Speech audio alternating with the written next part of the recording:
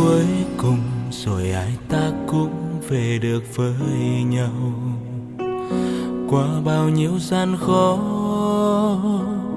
qua bao nhiêu nắng gió, những lúc tưởng chừng như đã xa rời nhau. Không thể tin khi mà hai thế giới, anh và em có thể mà đi tới, khi trên giao đường có anh và em. Từ nay hai ta sẽ cùng nhau vun đắp. Nhìn con bi bô kêu gọi tên của cha, từng giọt nước mắt cha nhẹ nhàng rơi xuống. Bé con của bà sau này sẽ là một chàng trai mạnh mẽ như là cha của con. Vợ hiền yêu con, yêu chồng hơn bản thân, và rất đáng yêu trong những khi chờ cơm. Bố đi làm về nhiều lo toan mọi mệt, nhưng chỉ cần thấy hai mẹ con là những ưu phiền tan biến.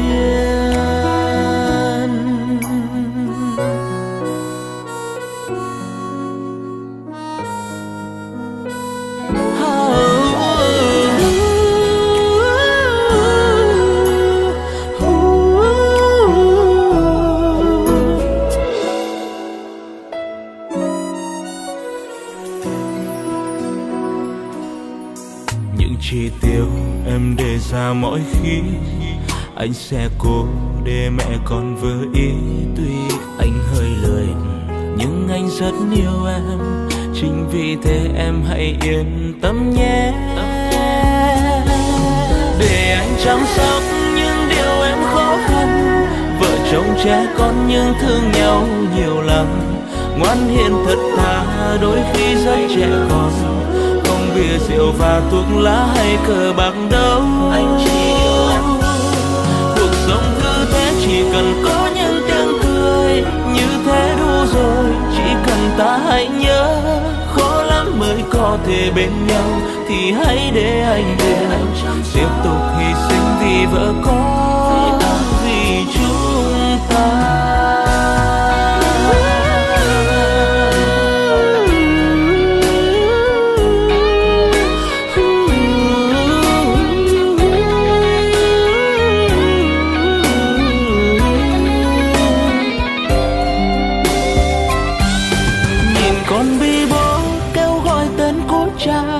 Từng giọt nước mắt cha nhẹ nhàng rơi xuống. Bé con của bà sau này sẽ là một chàng trai mạnh mẽ như là cha của con. Cuộc sống cứ thế chỉ cần có những tiếng cười, như thế đủ rồi. Chỉ cần ta hãy nhớ, khó lắm mới có thể bên nhau, thì hãy để anh nhau tiếp tục hy sinh vì vợ con.